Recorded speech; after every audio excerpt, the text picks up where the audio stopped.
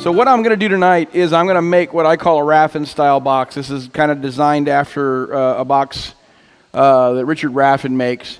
It's a cross-grain box, and it's a great way to get rid of if you've got small chunks of random thickness wood, and that's why I gave away the blank that I've got there. Yours does not have any holes in it because I do not know what kind of chucking system you have, and I'm considerate on that because the way you can start this a myriad of different ways depending on what you want to do.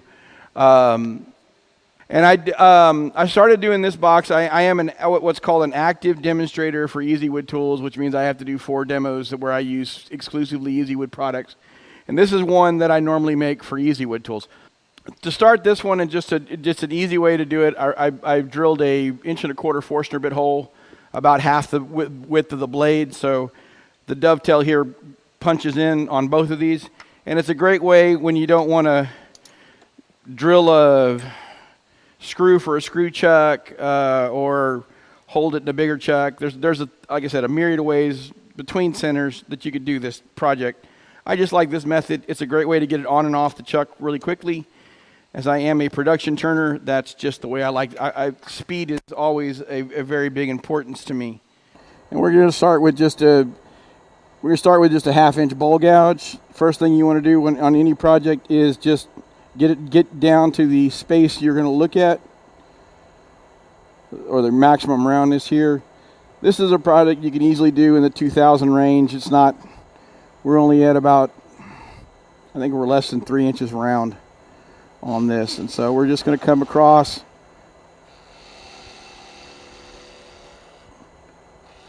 clean this up, get this down to round as quickly as possible. Come back from the other direction because you don't want to blow through the other side.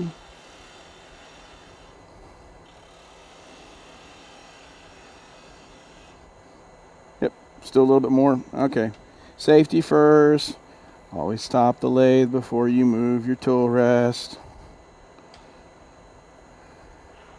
Y'all can yell at me later. I probably won't do that, but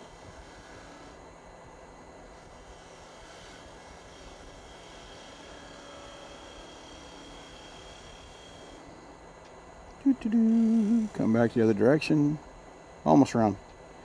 And the reason why you want to go around is just so it's nice to know what material you have to work with, and the faster you get to that, the faster you can decide what you're going to be able to make. This is not a static shape. I'm not set on. You can see the lid on that one's real thin. This one's a little bit thicker. There's not a static shape. You have a chance to play and make whatever you want with it. It's more about learning the process. All right. Now we'll come across clean up the face. Just do a peeling cut all the way across. That's pretty good. Now, I'm going to just put a tenon on this so I can put it back in a different chuck. I have found that if you're ever having problems doing using dividers to set the chuck thing, draw a random line. It doesn't matter where it's at, but it's a whole lot easier to see where this meets up here and across that when I've got that little line to work with than trying to work from center. And again, round over the other end. Don't jam that in, or you'll wind up cutting yourself. You can ask me. I said I can promise you I've done that many times myself. It is not fun. And the only bad problem about having a bunch of tools with the exact same color handle is finding the one you want. So, same color, size, and shape. This is just a spindle gouge, and it's just a great way to get down to what I want for my tenon.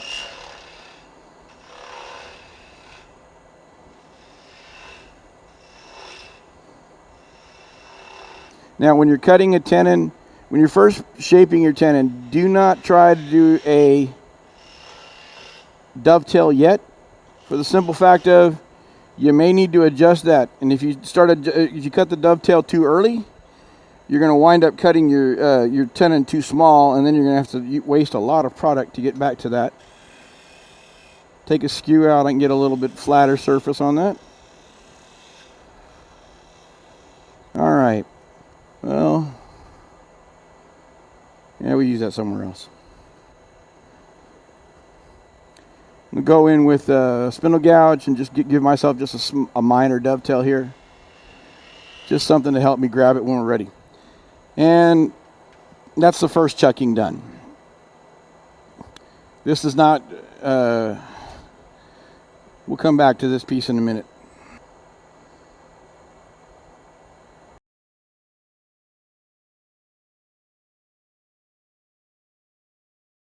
Now, if you're wondering what I'm using, this is just a crown cryo. It's an elliptical gouge. I've got a 50-degree bevel grind on it with a relief edge, and swept back. It's on the. If you use a very grind, it's the middle tooth or whatever. The third tooth from the top is what I use for my bowl gouges, and I find it gives me enough wing to work with and a good nose, and I can get a good shape for what I'm doing. All right, again, simple cut back to it. Stop rushing, James. You got time. All right. Now I'm going to do the whole bottom of this box right now, from this point here all the way down to the base. Every chuck, when it's in a full grab, you can take the piece directly out of the box if the tenon is cut properly.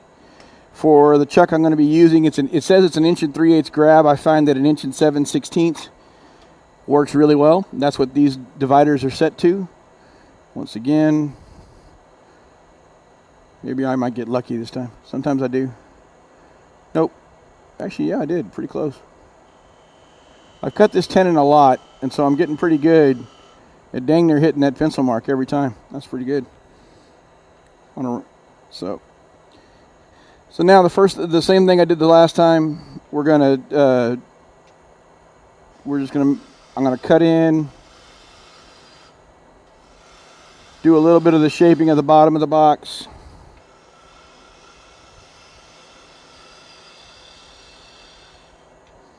That's why I needed to move that out of the way. I knew I didn't have the swing. Okay.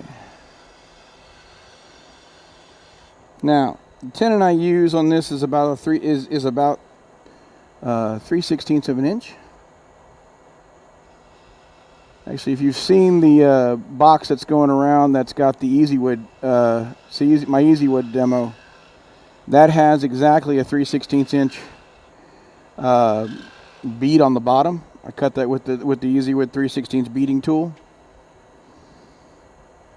I find that shape works really good. Wrong item. That's the one I want.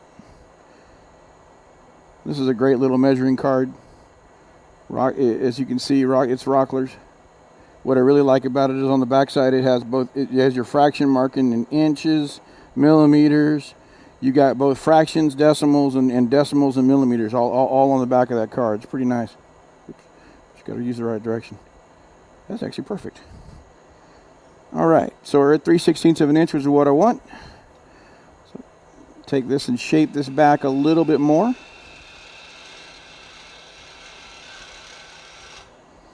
All right. Now I want to cut right in where that's going to be at, for a different reason though. Well, that was fun.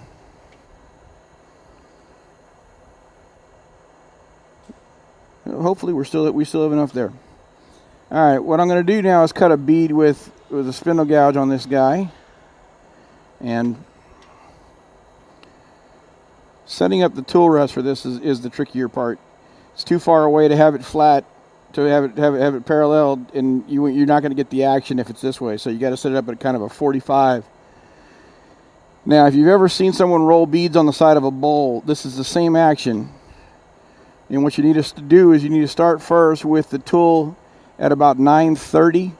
You're going to come in, you're going to kiss that corner and rotate the tool clockwise as you bring the nose across the top. And then you're going to go back counterclockwise, roll that in to that corner, and try not to over rotate so you catch the side and throw this thing up the side, because that happens all the time. And if you do it right, you get a nice bead. Not quite the bead I'm looking for yet.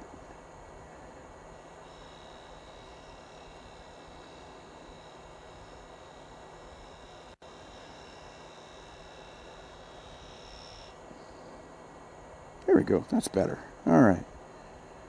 Now, yes, this is going against the grain, but I'm not cutting very much. Just doing a final shaping cut, really. I want to get right close to that, right into that joint. All right. Now I will pull out the. If you don't, I'm normally using a 1/2 inch gouge. This is the 3/8 bar, quarter inch flute bowl gouge. It's a great gouge to have in your arsenal for a finishing cut, because it doesn't take off very much at all if you don't want it to.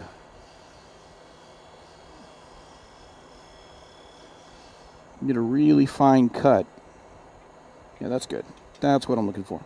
All right, now I'm going to do the one thing that we woodturners care about, and few others do. Few others care about it. We like it. And if I'm sure everybody that's looked at my box has turned over the bottom and looked at the bottom of it, and they felt the inside. We've all done that, and it's because we want to see what you did. And few other people will look at that, but it's still fun to do. So I'm gonna put a little button on the bottom of this guy, which is cut in that way, and then we're going to bring the top over very gently. Put a little button on the bottom. And you could do a couple little lines or rings or whatever. Those work good. And if you like signing your work, you can always it gives you a nice place to outline your signature. Got a little feather I'm feeling all right. This is where it's time for a design modification. There's a bit of a chip out. Happens. I was wondering what I was feeling.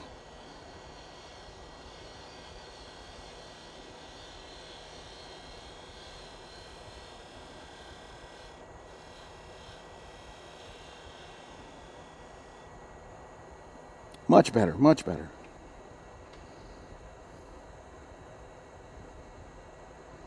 All right. There we go. Okay. Now the boring part. I'm sorry, I got to go through it, but sanding, it's just a part of the nature, part of the beast. Take your tool rest, again for safety purposes, more than anything else. Cut cleanly. I should be able to start on 180 with this. Not too bad. Inside of the box, I'll almost always have to start with 120. Get real bad. You get tear out on the side grain. Now, being that this tenon is cut the way you want it, do not try to do not do too much on the edge of this, because cut that down too much more and it's not going to fit in your chuck.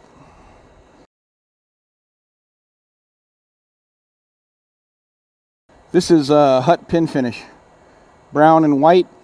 I find they're long sticks that come about 3 inches, but if they ever fall and hit the floor of your shop, they're going to break like that. But they're like $9 or $10 a piece or less. It's a great hard wax finish, and it doesn't take much to put it on.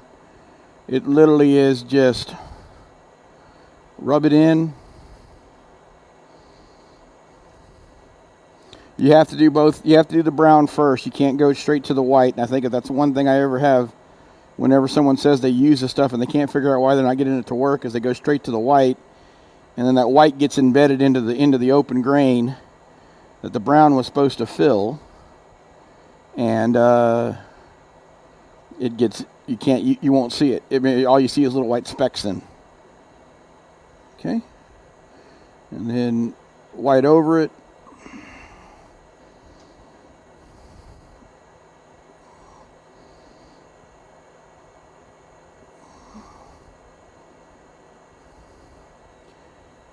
And if you worry about this finish, I've been using this finish for 10 years of production work, on products that I know are handled daily, and I have not had one person yet come back and say that my finish has come off of their bowl. See some nice chatoyance in this too, or any of their products that they bought from me. I don't. Okay, the first thing I want to do, as I'll bring this guy up here, is set what, for lack of a better term, I call this kind of the ballerina box. It looks a little bit like a tutu, and so I want that nice little rounded edge here and come down to this point. So I want to set the outside, like you're doing any hollow form, you want the outside done first. Being that when this was drilled, it was set to the other side, this face is not parallel. So let's clean that up first.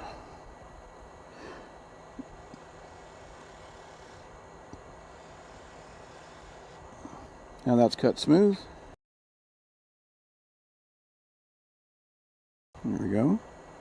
Gives me a nice little finish. If you're having trouble getting a good clean cut on the outside of ingrain on this box, especially because this is like, that's all ingrain, and it's going to look awful no matter what you do. This is just a round nose scraper. I'm going to set it up on this point, and we're going to present that bevel at a 45-degree angle, and this is like planing with a skew. You should be able to get a really nice, clean, crisp cut. And you can tell I got these little wispy fibers coming off, so this is slicing. This is not scraping. And it's a good way to get it, just to clean up your finish a wee bit, especially across end grain. And the nice thing being that it's a round nose, I can go either direction. Also, if you have a spear point scraper, I know they're designed to do this a lot. Definitely. Now, I do have a little bit. Don't drop this, James. I've broken way too many of these rims. I have a little bit of a ridge there, and so I'm going to define that property first before we get into anything else. Skew works really well for this as a negative rake scraper. I'm just going to go straight in. Just give myself a little bit of a place for the box to rest. Now a little bit more on that.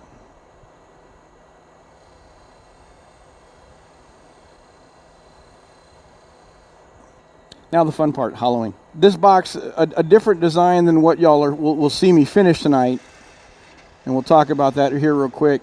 If you have any foodies in your life, or people who might want a salt cellar, a spice box, or something like that, same concept. You can use cross grain. It's a great little thing to do, but basically you want a rounded bottom like you would any bowl, and that being if you have spice in this.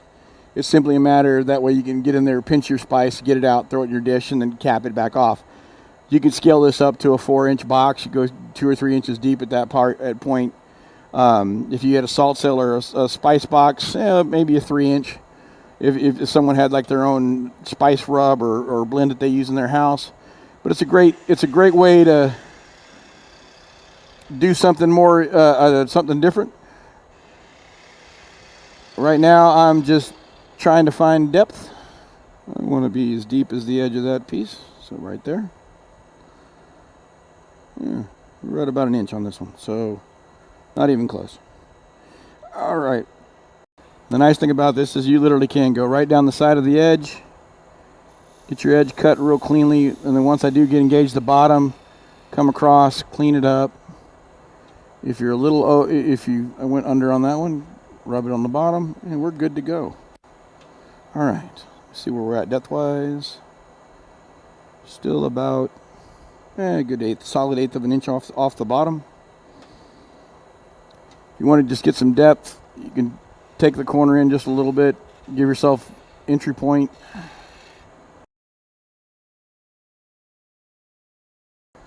It's always good when you're if you're trying to make sure your edges are what you want, look down in the 4 o'clock region of the piece, and you can see the cut developing. It works a whole lot nicer than trying to stick your head around this thing, and if you get a catch, you wind up taking this thing in the chin, which is not fun.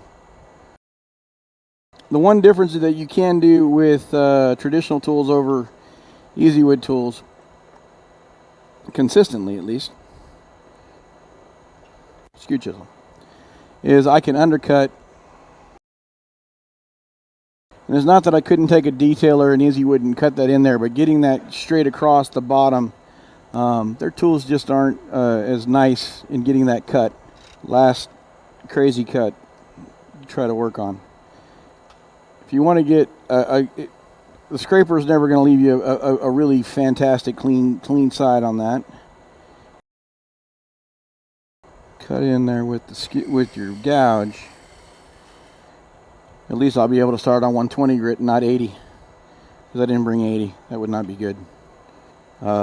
Sanding is just it's expensive, and so in sanding, the fewer grits you can use, the better your life is going to be.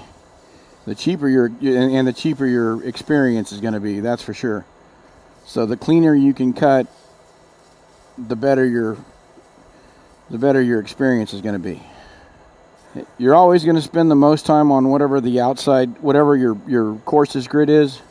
After that, it should just be removing scratches left behind by the last sandpaper, and as you get to finer sandpaper grits, it should go faster. Now, I will say, normally when I'm working any project, when I'm done sanding and before I put finish on, I usually take acetone, put it on the cloth, wipe the piece down. For no other reason of, even with compressed air, it'll pull out dust fibers that I can't get out with even compressed air.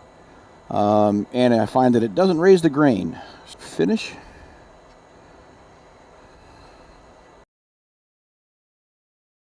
It's called Hut Pin. It's a Hut pin polish. You can get it at Rockler, Hutt. You can get it at Rockler, Woodcraft, Craft Supply, Amazon I think even sells it. And it comes in about a 3-inch stick, this wide, It's right around $10 a piece. There's the brown, which is the base or the matte, and then there's the white, which is the gloss. And it is a inexpensive, really decent, in my opinion, finish. And I've been using it, like I said, for 10 years in production work on pieces that I know are handled by the end user constantly. And I haven't had anybody come back to me yet and say that there's a problem with the finish. The only problem putting it in these boxes is getting it into the corner. You got to get it hot enough. It's food safe. It's non-toxic. It's, I don't use it I wouldn't mind using it for like a nut or a candy dish. I wouldn't necessarily want to use it for something that's going to get wet. If I know it's going to get like soup or whatever, something in it like that I might grab. I'd go with Mahoney's on that personally. But if it's just going to be like a nut or a candy, like a M&M dish, something like that, no problem. And it's a great, fairly resilient finish. I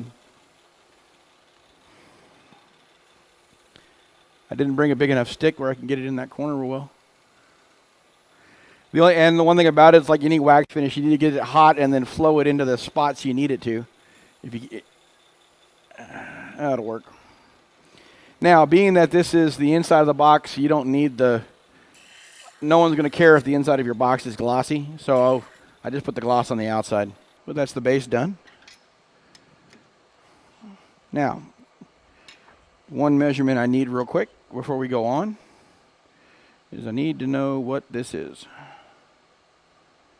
so I can fit the lid. Whether you do the lid first or the base first, you gotta at least fit one to the other. We're gonna do the base first, and that's the lid. That's the joint I need. Now this is a utilitarian box. You don't want a friction fit. I don't want a hard fit. It's also cross grain. So if this does decide to move in weather, and and the grain isn't fully matched, if it's a really tight fit and it moves, this is now a unopenable hollow form. That's what this is. You'll have to have a knife or something to pry it apart. You don't want to try to over hollow form that. So this is a box. Anybody who buys it or uses it, they just want to be able to pick this lid off and go. So we're not trying for. If you want to do a pop fit, do an end grain, not a side grain. Now we're going to do the inside of the lid, and start with a 1/2 inch bowl gouge again. And first thing we're going to do is true this up.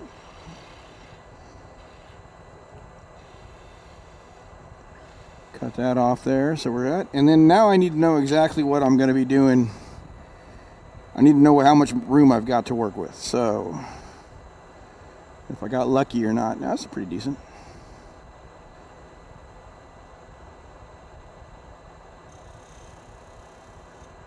A little bit wider.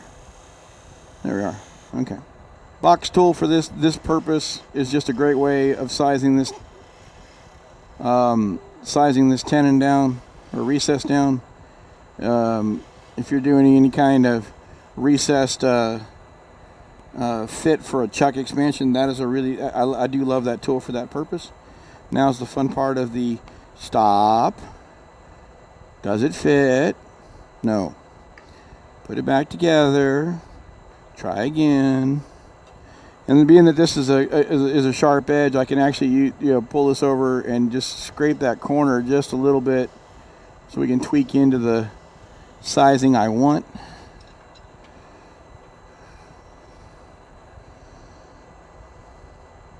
Nope.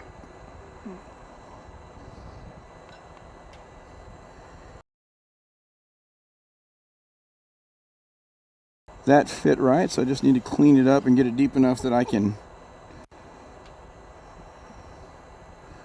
that it meets the way I want it to. And there, we got a good fit. All right, do I want to take that edge down? Yeah, just a little bit. Just so I know where my sizing's at. You can get your fit here done and then worry about the rest of the top. Yeah, that's about. I want a little bit of an overhang so it looks like a box. So it looks like a lid, not just something else. All right, do the inside of the box. I do want to leave a little bit of that nice skate there for get rid of the rest of my what is that? Forstner bit nub in the center. That's all I want to do. Forgot a process.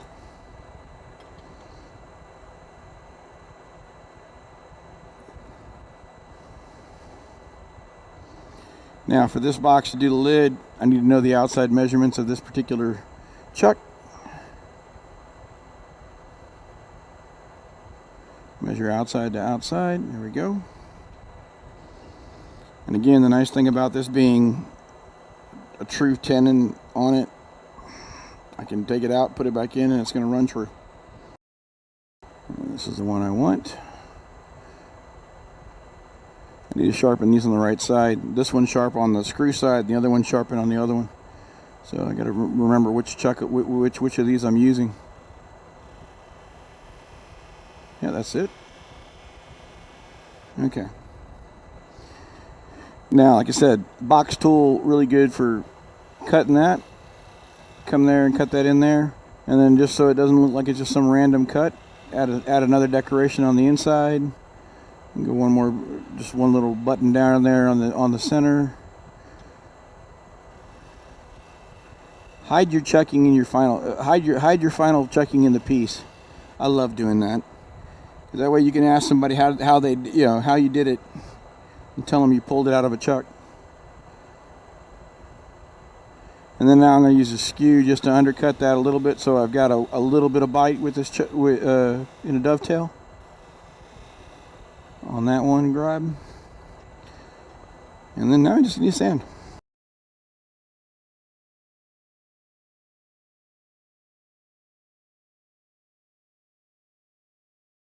Yeah, if you want a more natural feel on your pins, if you're doing all wood pins, this is a really good finish, and it doesn't feel like plastic when you're holding it. If you're using CA, that's what it was originally designed for. Was pins.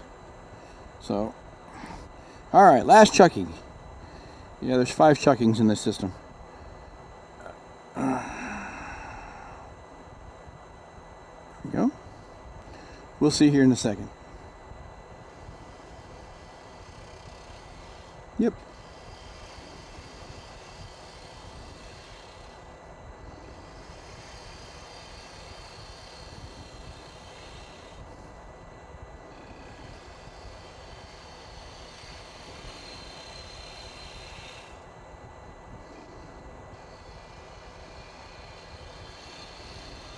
Unfortunately, there's not a good way, unless you like took a measurement with calipers,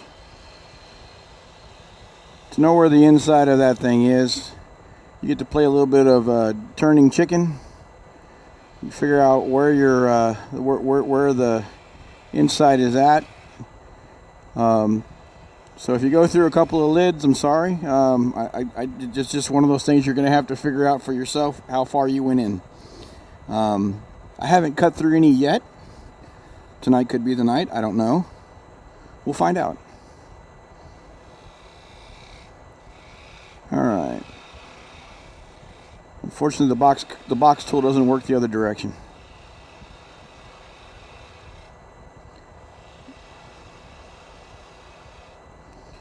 All right. Now, spindle gouge. There we go. I do want to cut that exact same kind of rounded knob on the top. I just like the way it looks. I think it completes this piece really well. Actually, that's way too big of a knob. Nope. Maybe a little smaller. That works. Okay.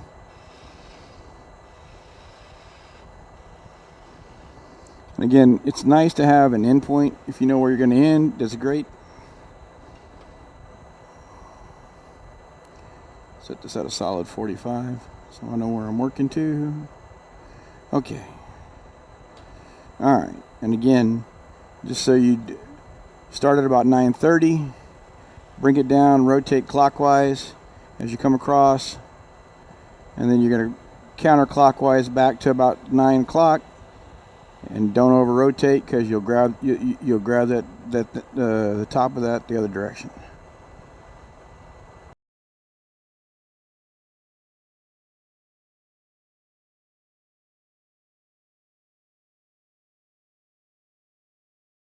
And I'm pretty happy with that. That looks pretty good. All right, I got 3 minutes to sand it and put a finish on it.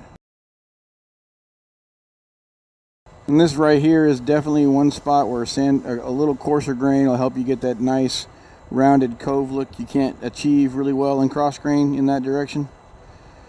So take advantage of it. Sandpaper is your friend.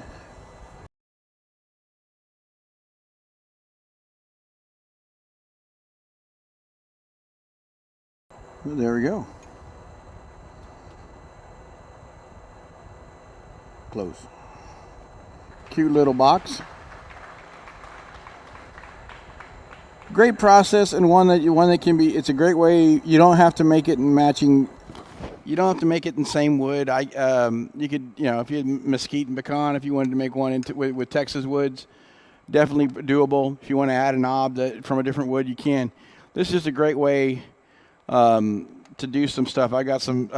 One of my guild members had a box elder that was flaming, that went dead, and he brought me a big chunk of it.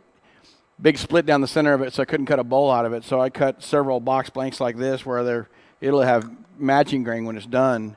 But there's all kinds of. It works in a different way with any practice or function you want to do.